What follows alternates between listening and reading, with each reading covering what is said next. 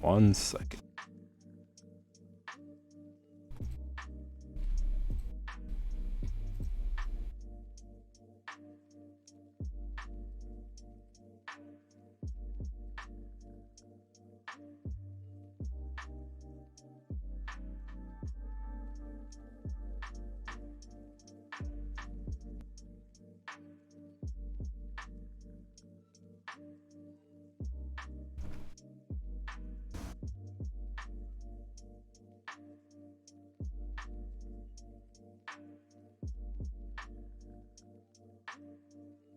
Bringing up the chat now.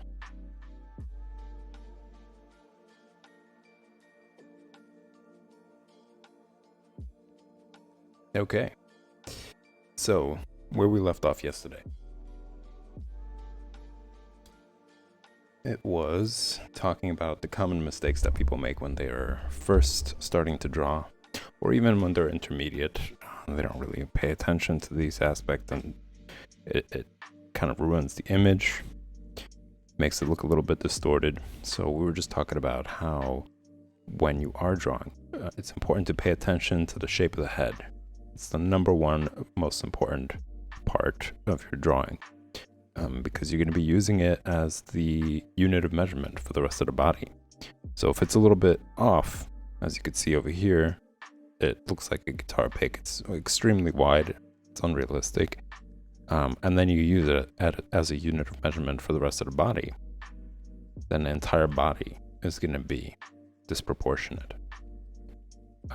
And that goes for width, that goes for height, as you could see, when we were talking about the different principles of, or different rules of measuring the body using the head. For example, the width of the arm is half a head.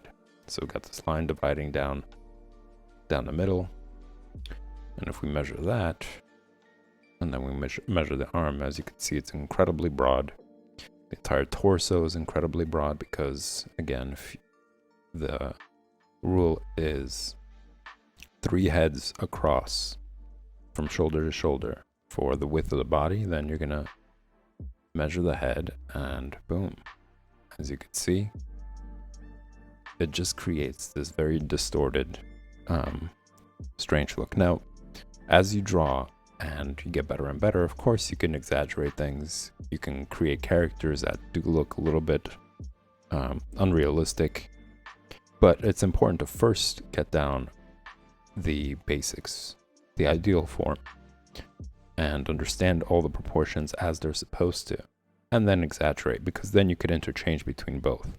Whereas if you don't know these principles and you're just going off of whatever you can grasp at, the entire drawing is going to look weird. There's going to be inconsistencies in the character themselves because each time you're drawing the head differently. So yeah, it's really important to take that into account. And as you can see over here, it's another example. If you try to draw the head too narrow, how that's going to end up. The same principle. You take the head as the unit of measurement, and you could see that it just distorts the entire body, and it ripples through the rest of the body and its proportions as well.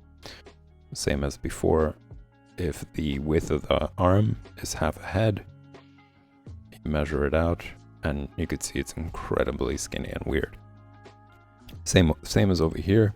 If you don't consider drawing it in relation to each other, meaning both sides are exactly the same, which is why it's important to draw the line down the middle at the beginning to eventually get your eye used to seeing the right proportions, to seeing the right anatomy. And at some point, you just won't be able, you won't even need these guidelines. And that's just how our memory works. And that's just how the learning process is. The same thing, one of the most basic examples of that is tying your shoe, right? When you were young, you started out and you had to think of all the different methods. And each time you sat down to tie your shoe, you try to remember the steps, you try to remember the method to it. But now you don't, right? It just happens. You sit down, you do it quickly, and you move on. So the same thing happens here. You learn the methods, you think about it, you're like, okay, it's this, and it's 3 heads across for the width of the body, so on and so forth, and then you get the results that you need. But then eventually, it just happens. You visually are able to be quick about it and get it down without all these guidelines. But for now, you got to learn these steps. You got to learn these methods first.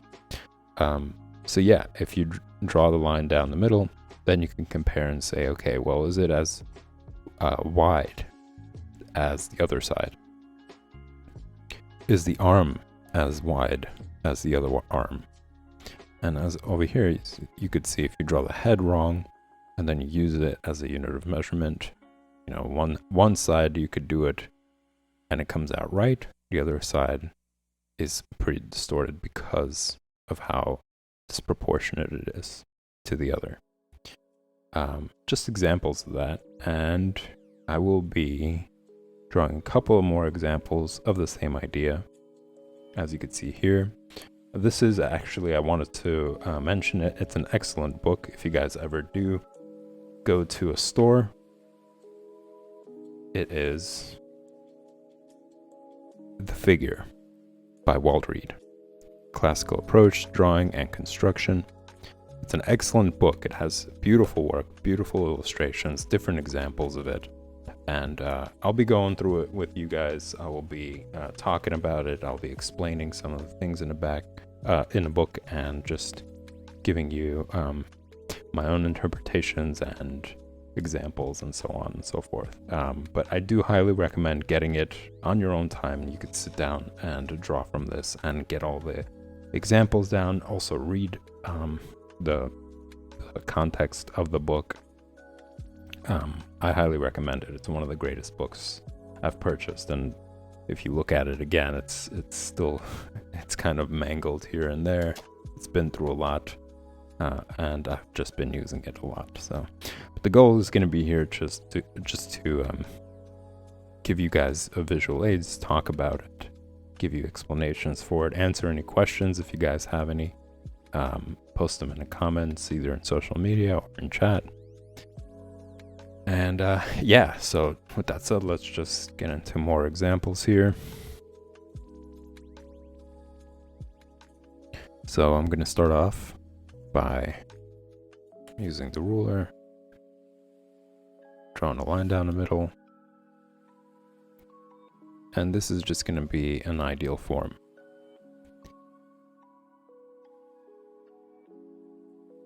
Keeping it loose, keeping it light, not giving the pencil death grip.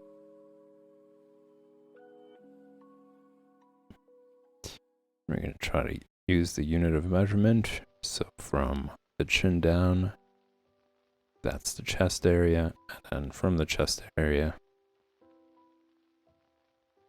to the waist, that's 3 heads. Or 4 in total. When you count the hips as well. And as we said, the torso is 4 heads, and then from the legs down, it's another 4 heads.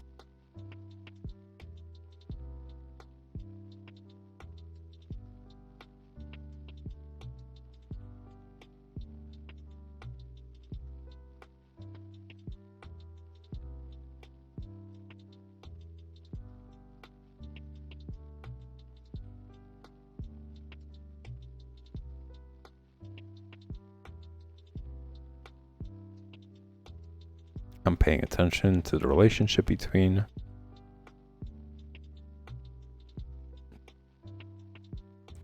both sides, making sure that they both resemble each other.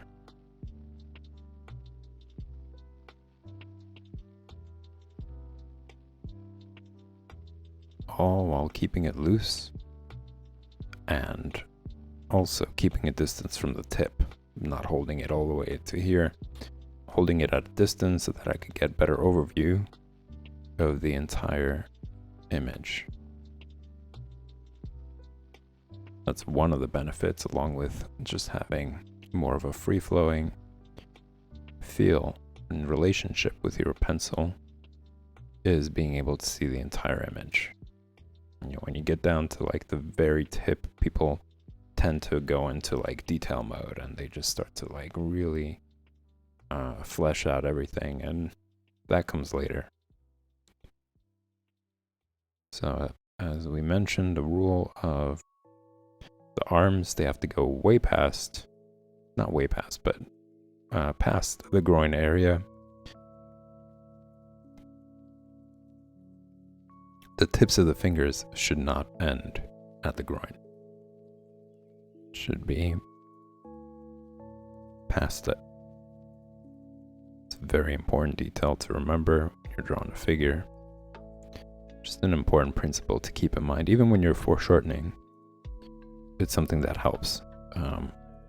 If you're like wrestling with something and you're like, I don't know what's wrong here, could be that. You know, there are just these multiple things you can keep in mind to double check if you run into problems with the figure, if there's something around, if something seems off.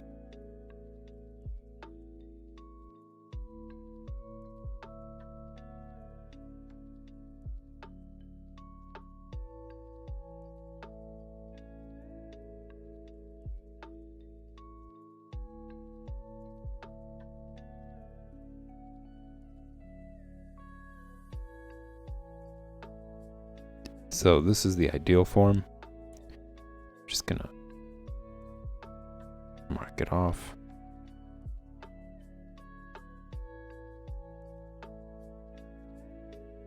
Double check the measurements.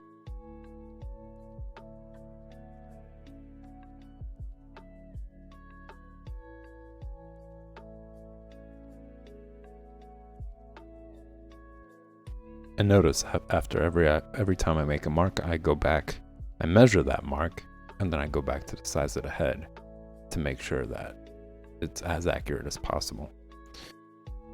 So here to here. It's another. From here to here.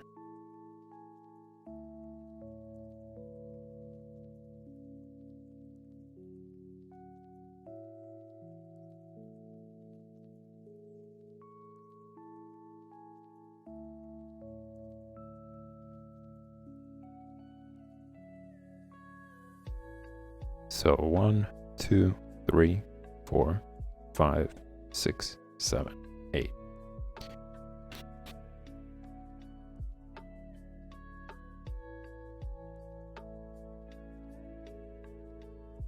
Eight heads in the ideal form body.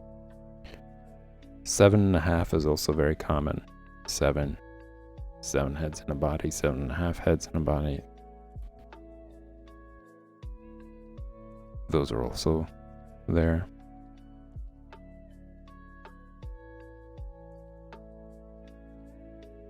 So we got the ideal form here. We're going to do this, another example of what happens when you don't pay attention to these guidelines, you don't pay attention to these principles. So we're going to draw the head.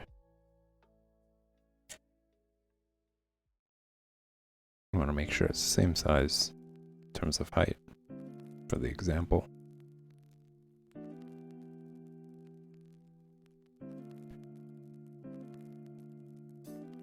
So this example is similar to the one on top, this one right here.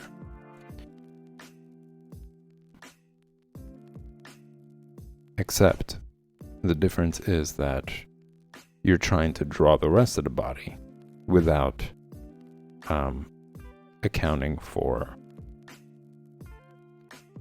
the size of the head, without using the head as the unit of measurement.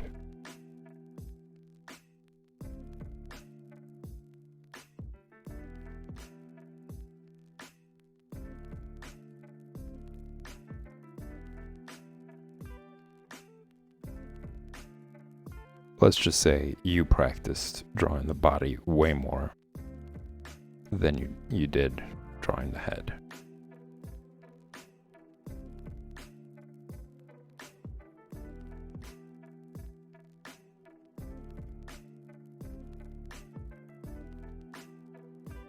So you kind of got it, but as you could see, still not right. Still looks weird.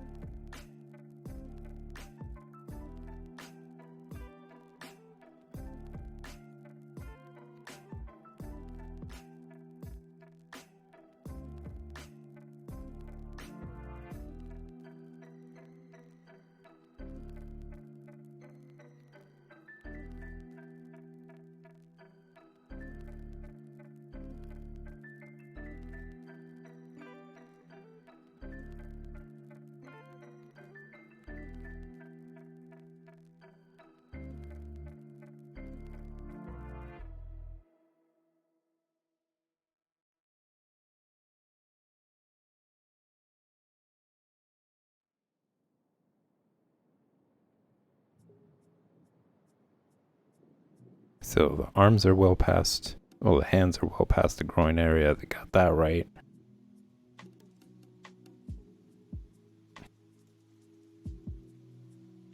The body isn't incredibly wide.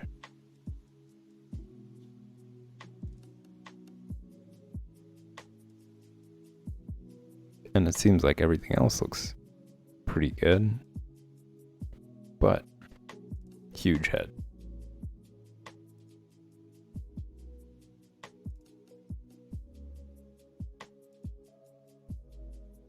It just looks weird.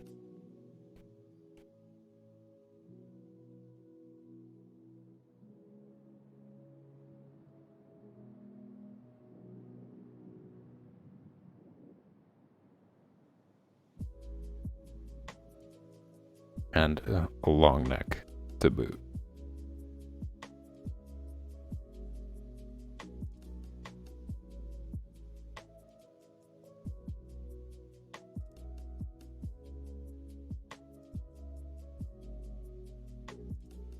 Kind of looks like a matchstick if it had a body.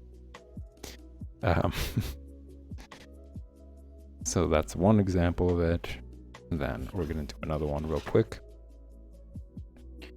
And then, let's see. What is the next good example?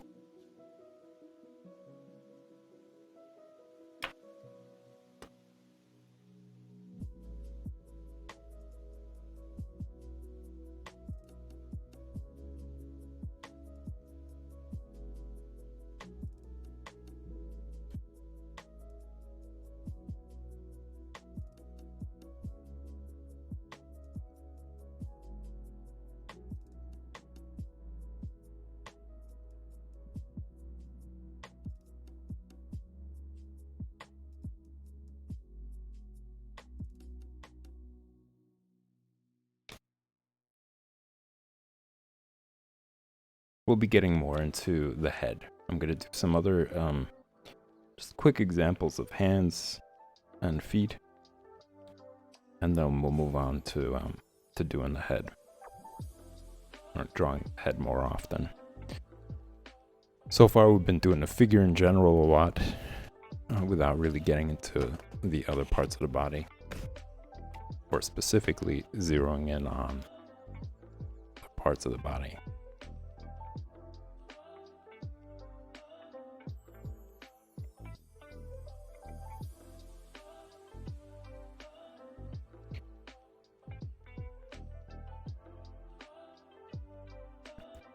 So similar concept, except this time the head is incredibly long.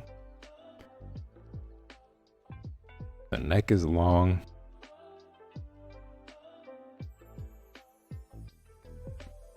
But it seems like the rest of the body is pretty proportionate.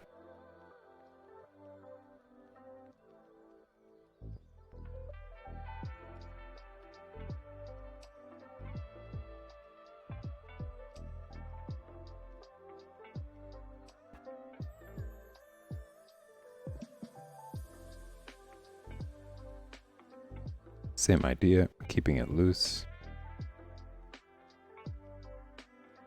When I'm sketching all this out. Also, the hips are really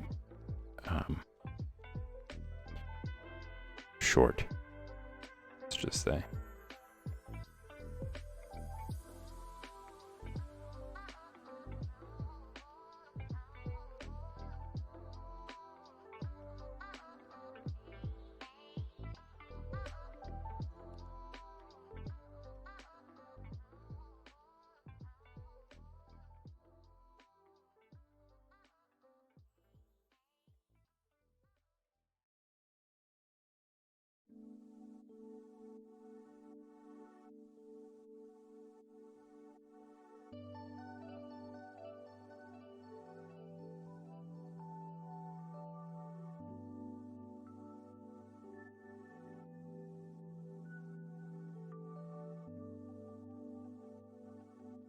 So the hands are going past the groin area.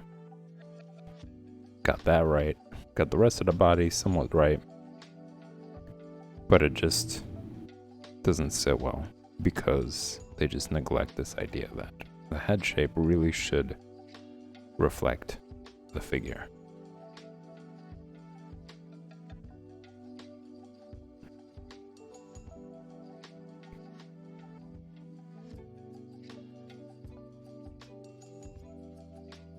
What I mean is that its measurement should be in proportion to all the different parts of the body.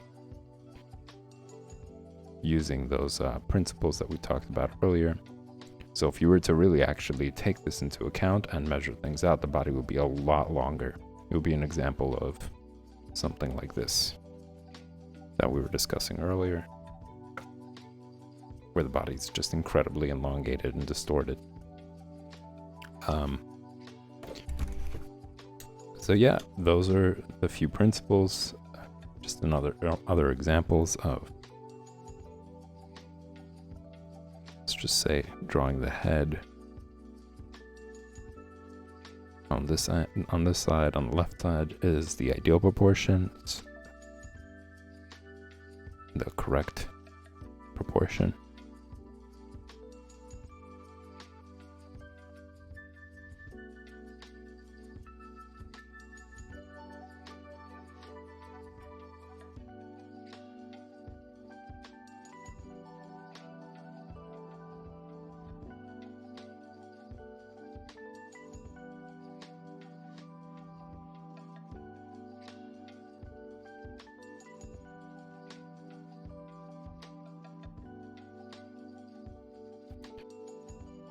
And this is the distorted one. The guitar pick head.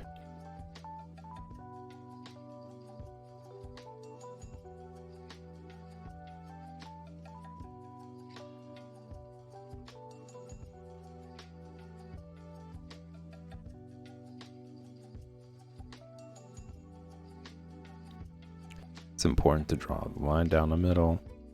Also for the other, to help you figure out the placement of other parts of the face.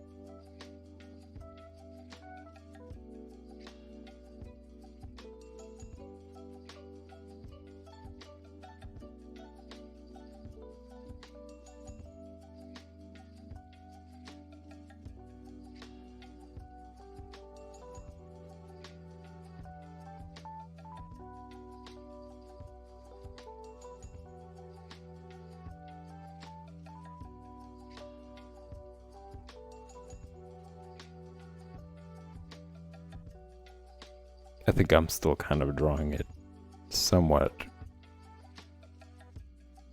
decent, whereas the example, the head is just like a melon going sideways.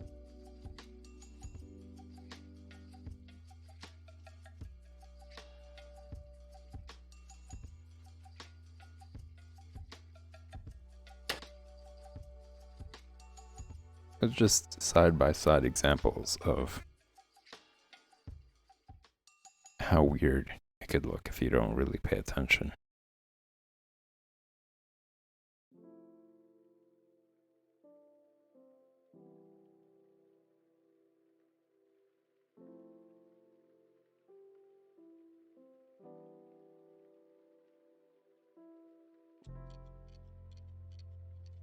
got the sunflower head over here, sunflower seed head, and then just a really wonky head where the person doesn't even care about like it resembling a circle in any way, at least for the top half. It's just like draw whatever shape. Let's just move on to other parts of the body.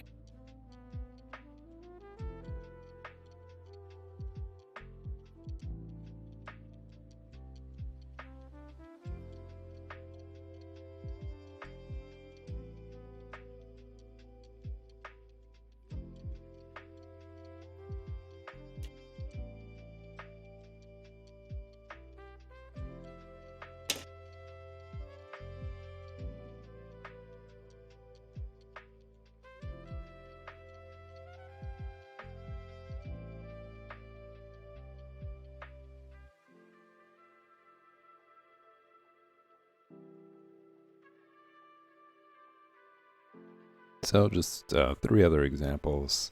Common mistakes. This one is a very common one. I don't really see, these 2 are very common. Don't really see that many people making this kind of mistake. It's just really exaggerated. It's an exaggerated problem. But these 2 are very common. I have seen a lot of people elongating faces. And I think that has something to do with like stigmatism as well. Like if your eyes have stigmatism, they tend to just see things slightly longer. But nothing that some practice with drawing that could work that out. And this one is just another common one because a lot of people just don't care to practice the circle, making sure that it looks right,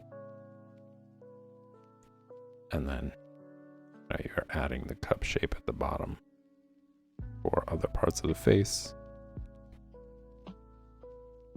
For them it's just like, yeah, okay, I made a circle, something like it, and then they add the cup shape to it, and it just looks weird.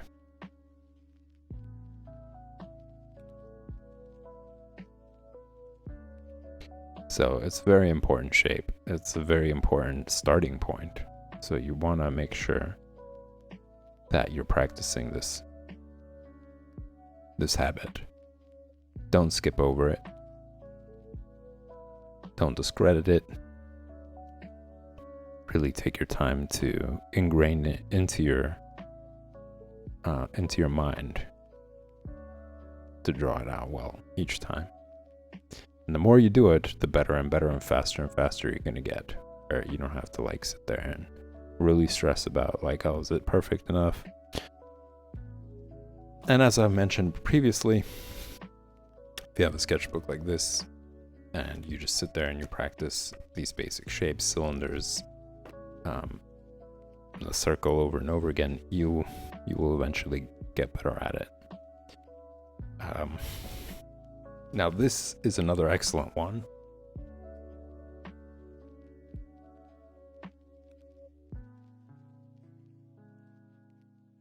This is another excellent example of a common mistake that people make.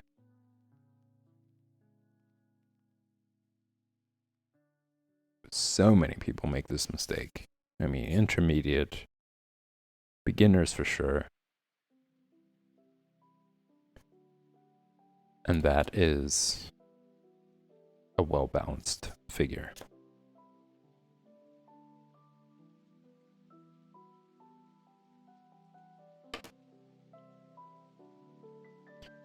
I'll start off by a good example, how it should look, and then I'll demonstrate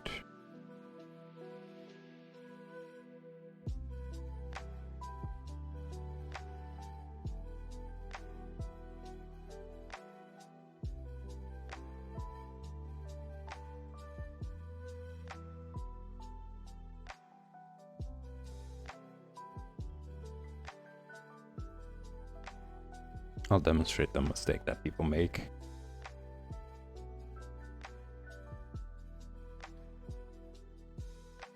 very common.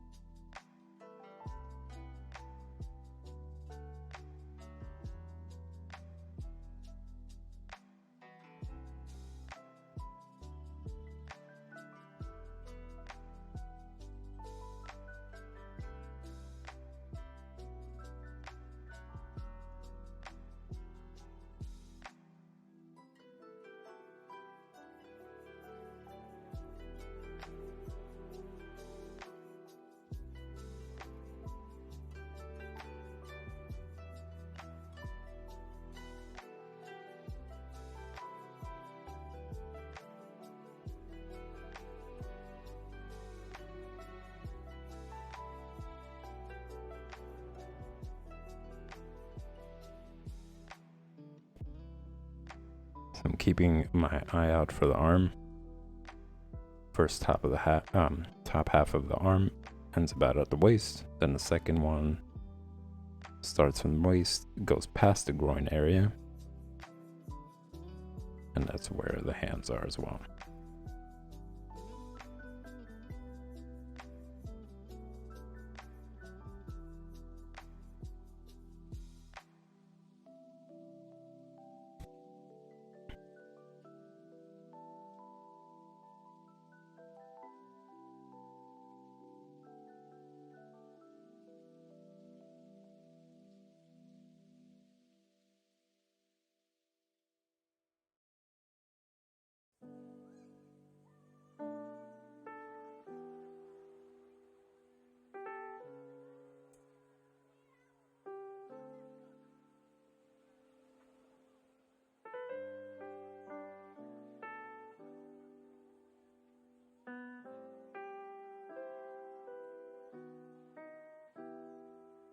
Okay, so that's how it should look, and this is an example of the kind of mistake that people make.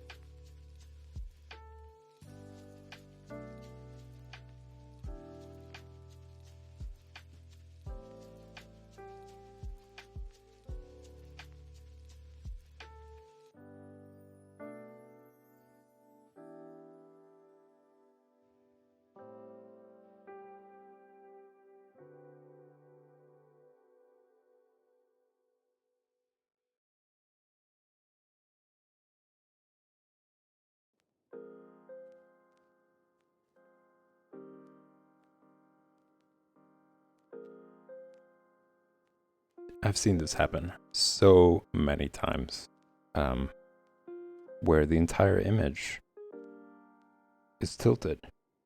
They'll take their time, they'll draw out all the details, they'll make it a great drawing, but they just fail to pay attention to this very crucial part, which is making sure that everything kind of lines up towards the bottom properly. You don't want a great drawing that looks off balance.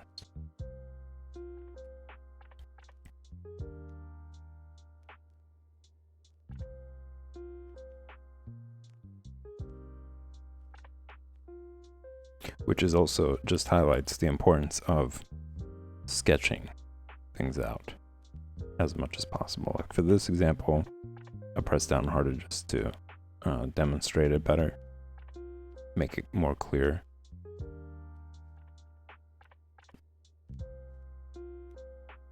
For you guys to see, but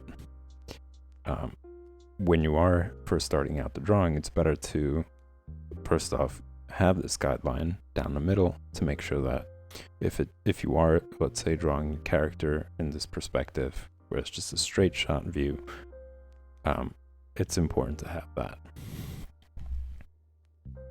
And this is even more exaggerated than what the common one is.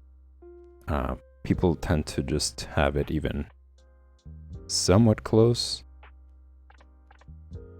to being straight, but it's still kind of tilted. And just as you could see, the pose just looks uncomfortable.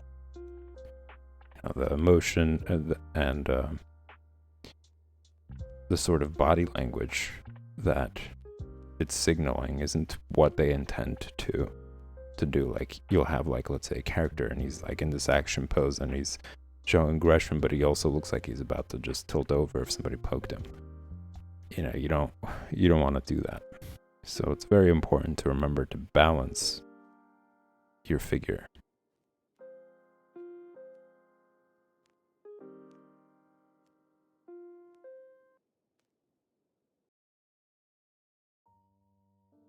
And this is an example of profile view. Oops.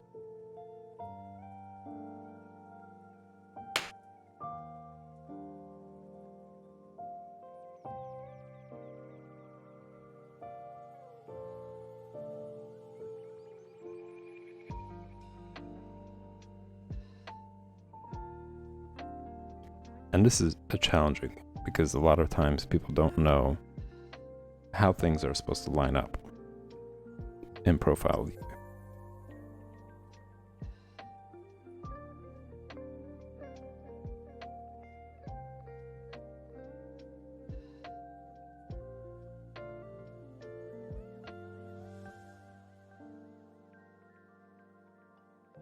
This is also the benefit of purchasing this book, because you could pull it out, you could sit there and study very specific parts and compare it to your own drawing and say, okay, well,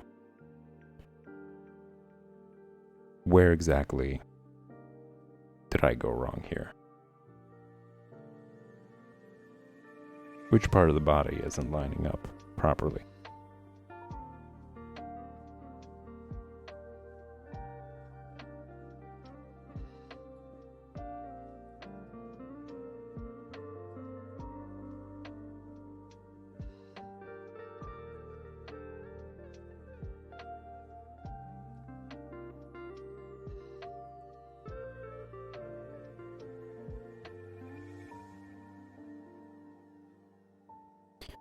In just a moment, after I finish showing these examples, I'll show you guys other parts of the book that I haven't covered, that are much more technical and are better studied and taken the time to draw than as demonstration.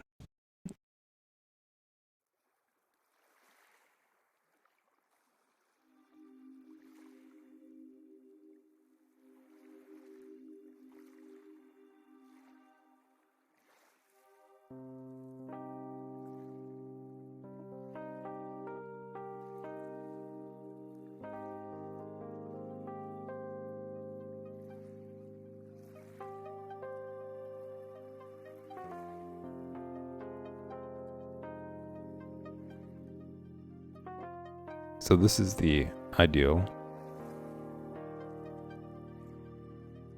This is the balanced, proportionate example of what the body is like in profile.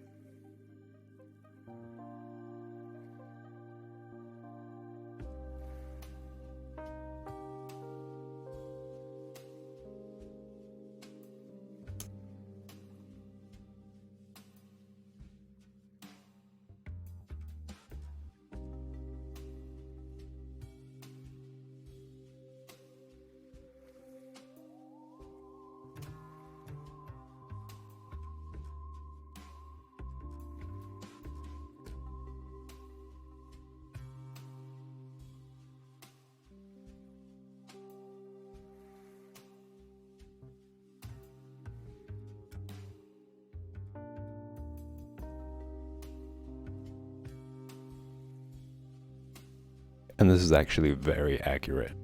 This demonstration is very accurate about the kind of mistake that people make. And how it ends up looking.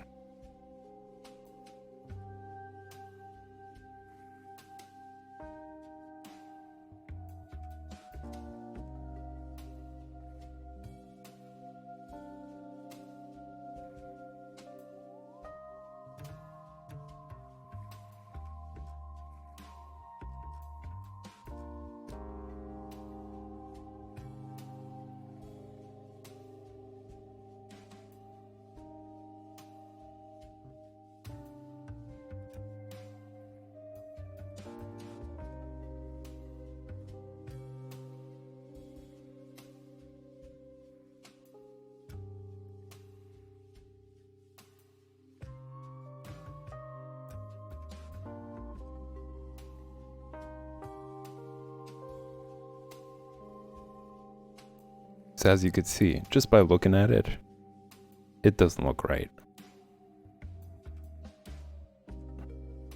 Just looks like a poorly rendered drawing.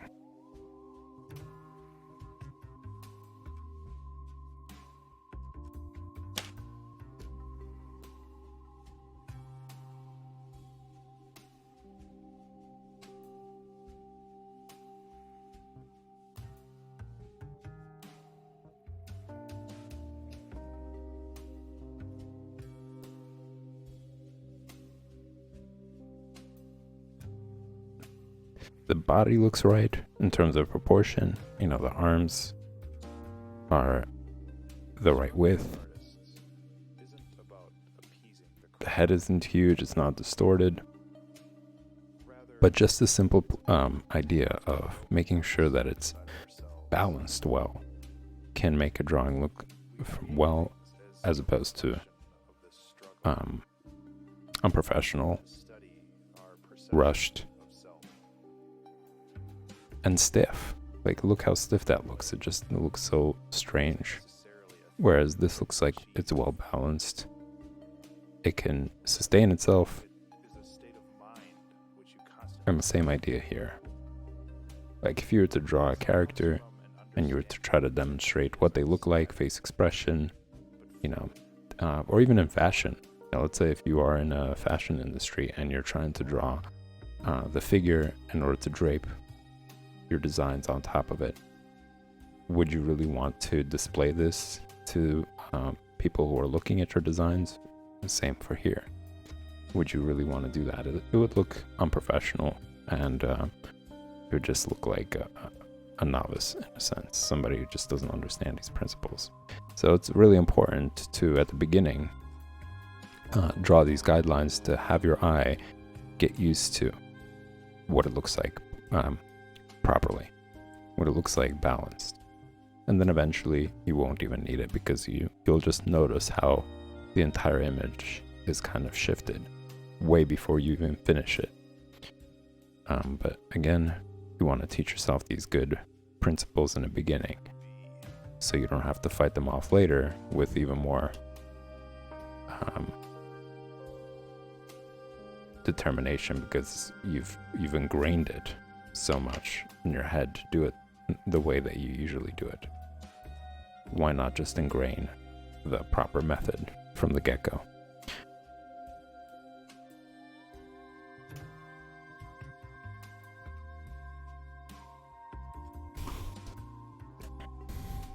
Okay, so we got over some of these mistakes, these very common ones, and as I promised, I will be showing other parts of the book. It's a wonderful book. Pretty sure you can find it on Amazon. I found it at a library. Not a library, like a Barnes & Noble. And it has some great drawings, some demonstrations that I didn't really put out for you guys.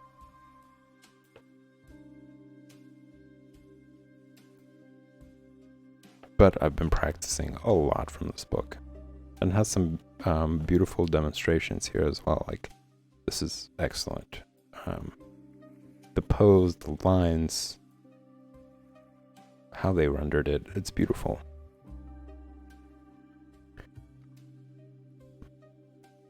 Over here they talk about the difference between the width and hips for men and women. How the men have broader shoulders than women, and women have broader hips than men. And this right here demonstrates that as well. It's another very common principle.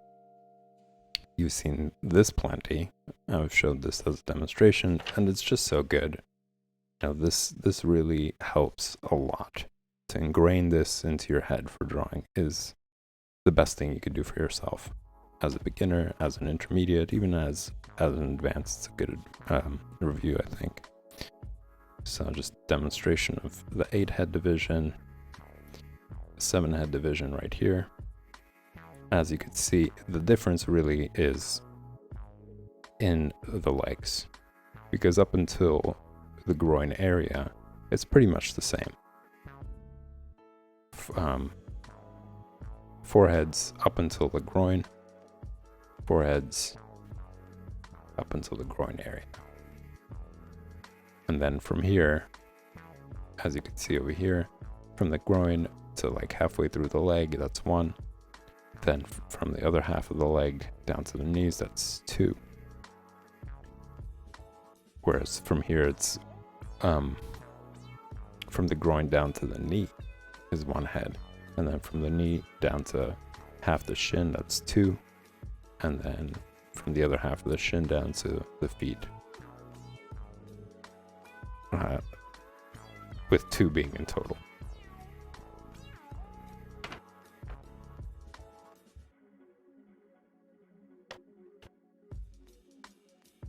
And it's great to read some of this stuff just to see all these different examples and understand them better visually and verbally. It's absolutely worth every page.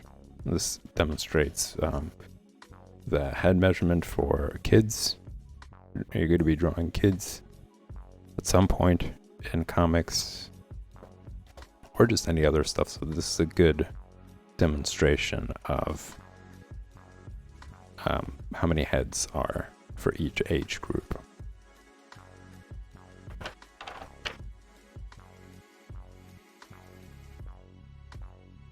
Just taking a look over here. This is 7.5.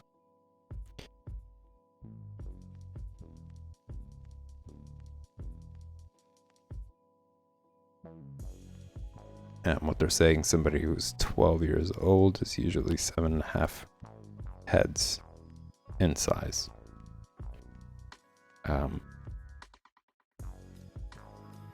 And that doesn't necessarily mean that they're just as tall as the average person, because again, it depends on the growth, right?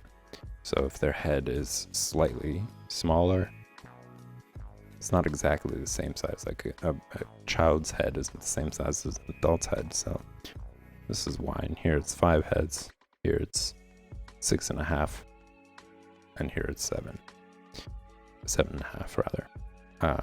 So yeah, their size, the size of their head is smaller, so it's still gonna be 7.5, but just in smaller proportions.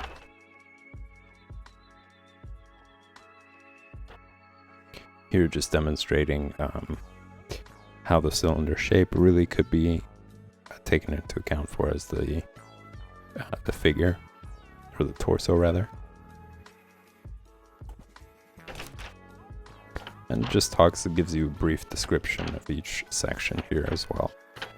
So despite, me streaming this and talking about this, and in the future I'll give you guys opportunities to actually have this as well, for you to do whatever you like, to have it there for yourself as guidance, to draw from it as well. That's to come sometime later.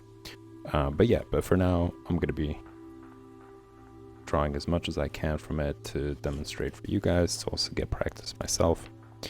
And the other parts that I was talking about that I won't be streaming are more of these, because they take a lot longer to render, And I'd really like to get through more principles. Maybe at some point I'll just come back to draw the figure for you guys live. Not necessarily as just a lesson, but as a demonstration of the process and see the results. Here is just more examples of how the body moves and what parts of the body you will see in certain positions. For example, because of the way that she's bending, you're able to see the detail of the spine more. Now, it's an important detail to include. Just brings out the character of the figure more, the pose more. And now, over here, it really gets into the really nitty-gritty details, like the bones and every single bone structure and that sort of thing. I have done drawings of this, and it's useful. You know, it does help in terms of like when you're rendering the face to know where the cheekbone is, you know, why that detail is something that you would see in some drawings. You know, why is it there? And it just explains it better that way. Once you understand the skeletal structure, once you understand where all the bones are, where the muscles are, you know, there's certain pages here that talk about all the different muscle groups. You just understand better the figure.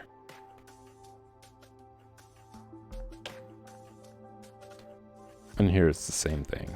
It just shows you the bones and then how the muscles lay on top of the bones. And why there are certain details there. And it's sometimes great to draw this stuff because then you might make some lines that you like. For instance, muscles that you like. And you could include that in your drawing as detail. And it won't look off. It wouldn't look like, okay, that doesn't make any sense. They're just putting that line there for no reason. It'll make sense because that's how the anatomy is. That's how the muscles lay onto the face or the body. Here it just talks about it more, demonstrating to you again why there's certain details, like why there is this curve at the top of the chest. You know, because it has to consider the idea of the rib cage and how that's formed, and the muscles that go on top of the rib cage. And then just demonstrates how in between the rib cage and the pelvic area, there isn't really much bone aside from the spine that's holding everything up. It's mainly muscle and tissue and ligaments that do it, and that gives us the ability to have greater range of motion for us to be able to bend down, touch our toes, etc. And all this does help. Like, I would highly recommend still drawing this. That's why I am also showing this book, because there's certain things that are better to sit and study and really look at for yourself, rather than just have a brief overview on the stream. And you could take time to draw out all these things, and it really does help you form the figure, even from your imagination.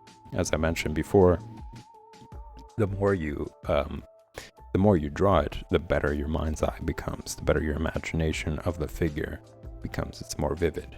And if you wanted to twist the body a certain way, once you understood all these different principles and drawings, visually and with your hand, and with your ability to draw these things out, it makes it easier for you to manipulate the figure on paper.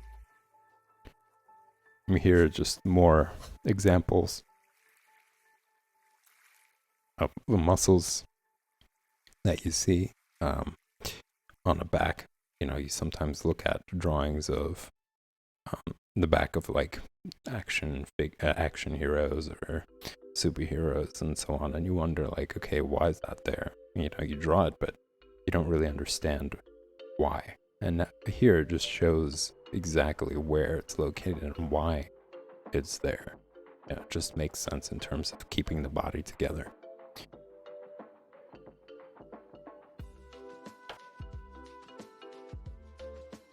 This is also a common one as well. Common detail, like when the arm twists, there are certain muscles that lay onto one bone and they become more prominent because of just motion. This kind of demonstrates it as well here. But what exactly happens to the muscles? Why do you form these biceps? And here being another one, another example of that.